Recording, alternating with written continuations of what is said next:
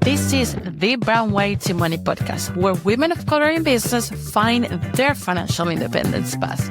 Because financial success is within our reach, but by playing by their rules, it is only going to take us halfway there. To succeed, we must take ownership of our voice with money. So, welcome to the Brown Way to Money podcast. But before we start, very quick, what an extra $500 will do for you or for your business this month? Well, maybe that is for payroll, to get that social media strategy, or to simply go and relax this month, take a massage, whatever it is. You could be the receiver of one of the micrograms we give here at the Brown Way to Money. If you want to have a chance to be the receiver of these micrograms, then pay attention to the secret word on this episode. And then go to brownwaytomoney.com and submit your application. I have done so many research and interviews this month that I need to share with you for this. It seems like there is a secret sauce, a type of mindset, that one thing that you need to do, that you need to achieve in your mind so that all of the financial strategies, content marketing, growing your business strategy, all of that works for you. But is that truth? I have done so many interviews this month alone and so much research for my Forbes column, for the articles that I'm bringing to you, for the content that I'm putting out on the podcast and on the Brown Way to Money, that I need to talk about this. So let's get into it. Hello, friend, and welcome to Brown Way to Money podcast again. We are in Financial Literacy Month. Yes, April is Financial Literacy Month. And yes, April is Financial Literacy Month. And I have brought to you some amazing guests. The conversation with Paula Pond, where she literally gave us the strategy on how to overcome inconsistent income anxiety as an entrepreneur. Really take that to build your business is amazing. If you have not heard that episode, 2 episodes below this, you're going to find it. And what about the interview with Chloe? Chloe has been one of the people that I follow for a long time. Longest time. It was like when I just wanted to start my business, I started following her and I've seen her ripple effect,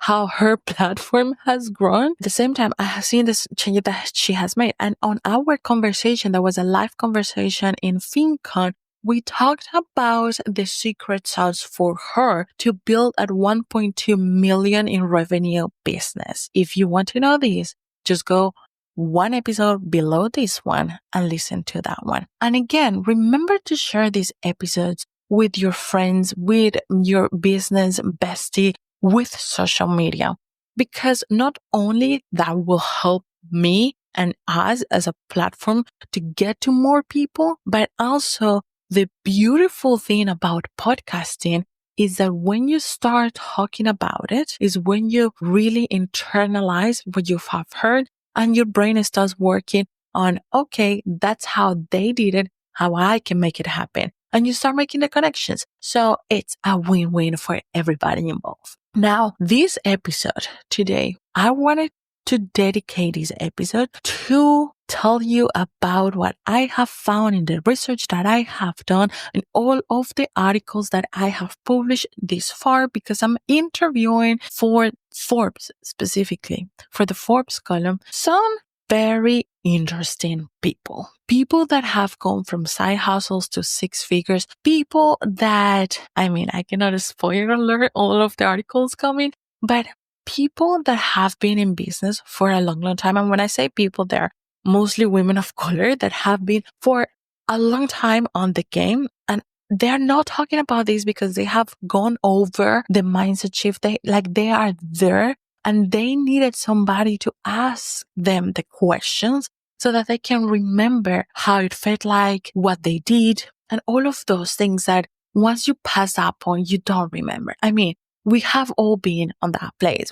Do you remember what you were doing 2 years ago when you started a business to grow from 0 to 100 followers? Probably you don't. I don't. I don't remember what I did from the 0 to 1,000 followers, and I'm around 1,600 or something like that. I don't remember what I did to go from 0, starting my business, to my first 10K month? I don't remember. It has accumulation of things unless I sit down and really go with somebody with the questions. And so that's what I've done. And I get up with research, a lot of research around women and entrepreneurship and women of color and entrepreneurship. And today I want to bring 3 specific mindset shifts because everybody's expecting just to be one mindset shift, one click, and there you go, $1 million business. And today I want to talk about 3 specific ones that relates to what we have been talking about on this podcast, at least for the last 2 episodes on Financial Literacy Month.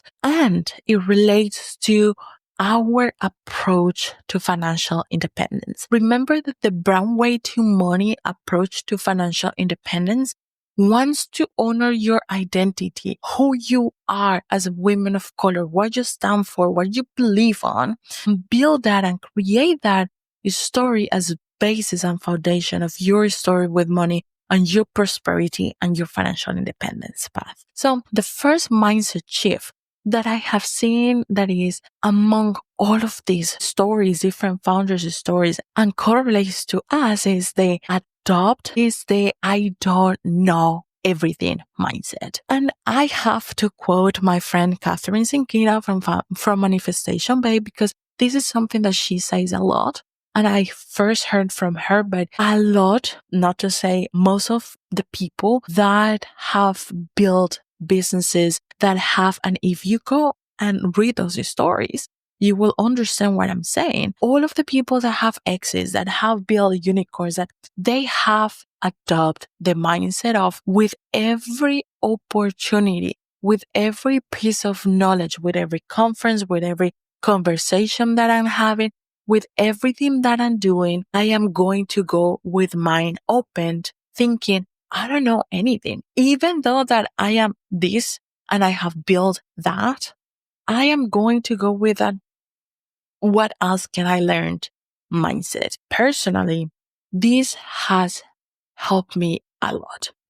And I tell you who really actually helped me to embody this mindset shift 100% more. And it was my daughter. Yes, a 1 year old taught me how to embody this mindset because when you have certain experience, and I have worked with from the entrepreneur that is just starting to the nonprofit and the organization that manages 10 million budgets, I've been exposed to different environments and I have experienced a lot of the things that you hear out there.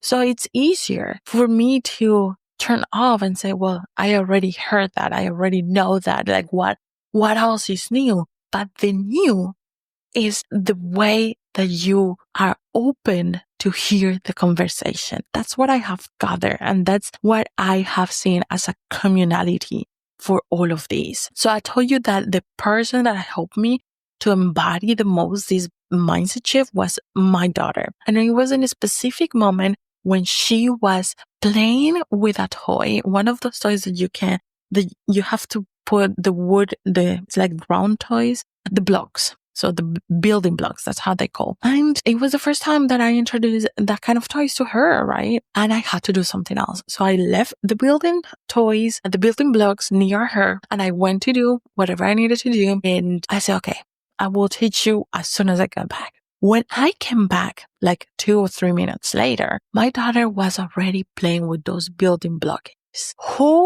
Here I was thinking, I am the expert. I need to teach you.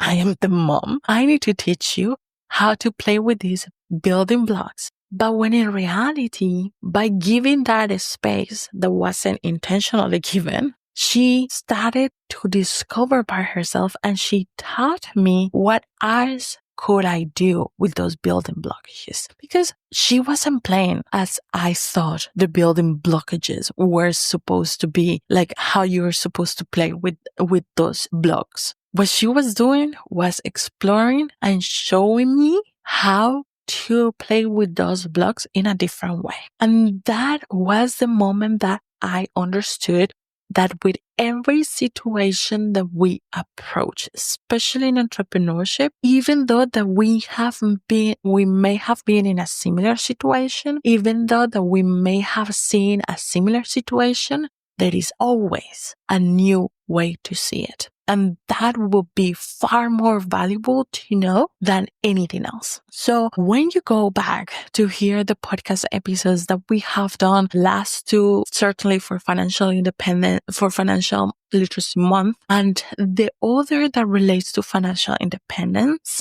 and the others that relates to financial independence since the beginning of the year, I want you to adopt this mindset. And not only with this podcast, but with everything that you do, especially for your business. And tell me how that changes your experience of perhaps feeling stuck certain place, of perhaps being anxious or feeling like you are not moving forward. Tell me how that changes your experience.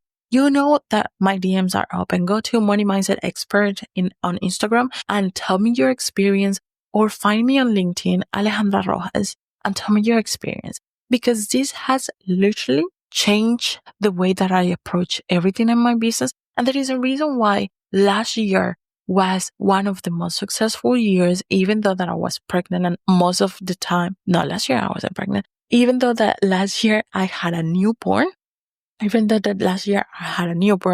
I couldn't really be 100% in my business. Now, the second mindset shift is what the Brown Way to Money stands for, what I stand for, and what I truly, from every single part of my being, my soul, and my bones, believe. And is that only good things happen when women of color have more money, period. And the reason why adopting this mindset early on, as early as you can, is necessary is because for so many years, and it is still on the mind as a survival thing for so many years, we have been told straightforward, straight to our faces or indirectly, that somehow we are not able to create good things when we have power.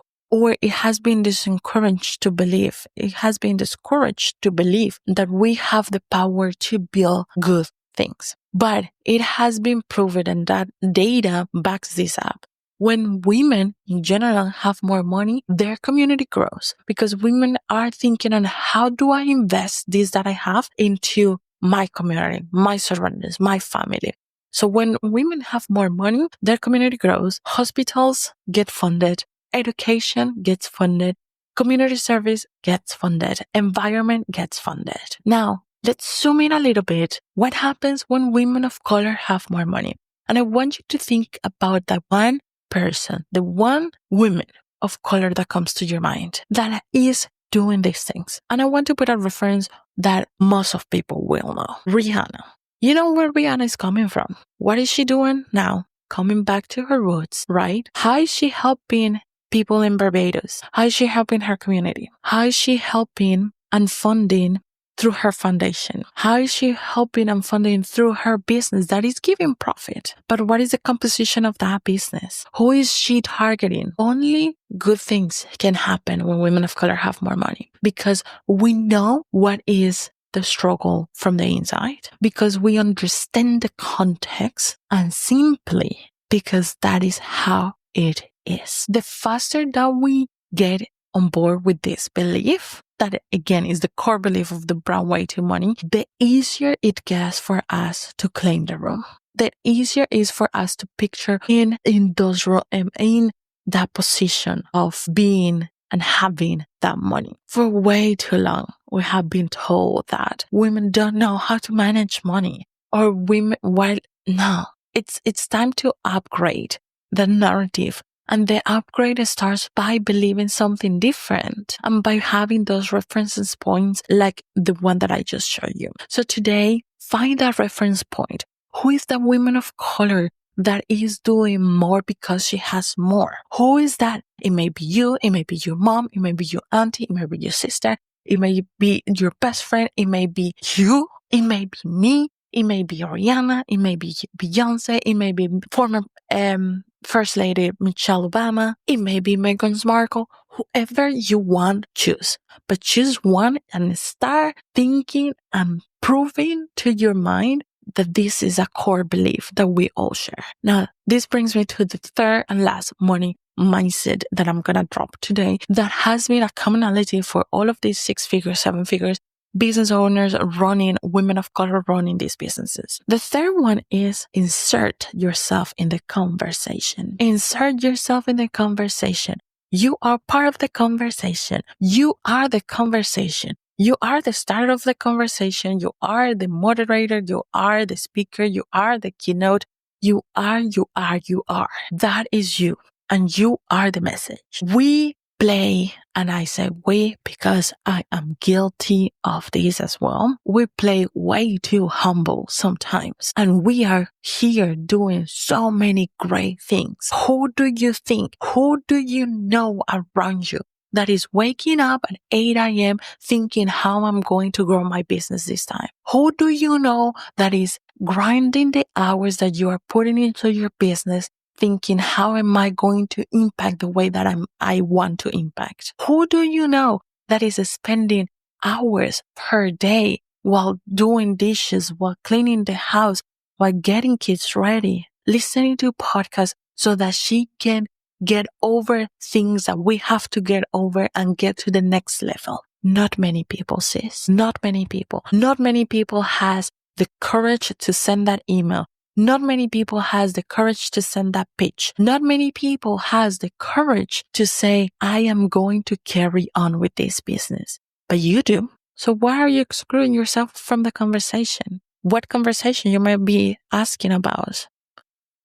Every conversation. The money conversation, the growing your audience conversation, the why she's doing it and not you conversation, the conversations that you know it needs to happen, the conversations that you know needs to happen so that you get to the next level. So if today you're in a position that I don't know how to come up with a strategy so that this time next year, I'm not thinking about how I'm going to pay my bills the next month, but I have a clear strategy and a monthly income, a recurrent income supporting it. If that is a conversation that you want to have, stop thinking that conversation as something external, something like how they are doing it, like why they are doing it, or this person is doing it, and start inserting yourself in the conversation. This is where I am. How can I do it?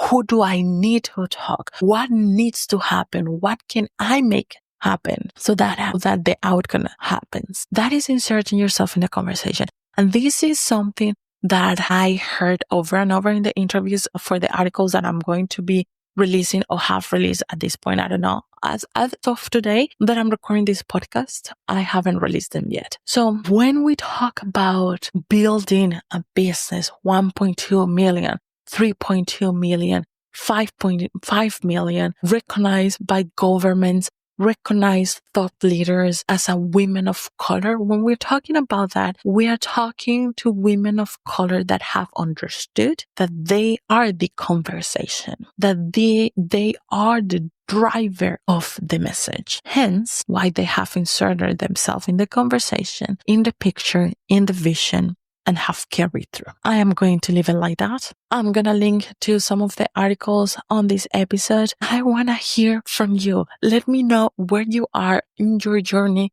and what is it that your vision is with your business. What are you aspiring to? And of course, help us share the message. I will appreciate it a lot. It helps us so much every time you leave a review and you share this podcast with somebody else. Okay. Did you hear something that you liked in today's episode? If so, don't keep it to yourself. Go ahead right now. Yes, right now. Before this episode ends, and send this episode to those 3 friends, 3 girlfriends that you know you can go to talk about finance, independence, money, business growth, entrepreneur life, and all of these juicy topics. Share this episode with them because that is the only way we can grow together. I'm Alejandra Rojas, your host, and I will see you next week.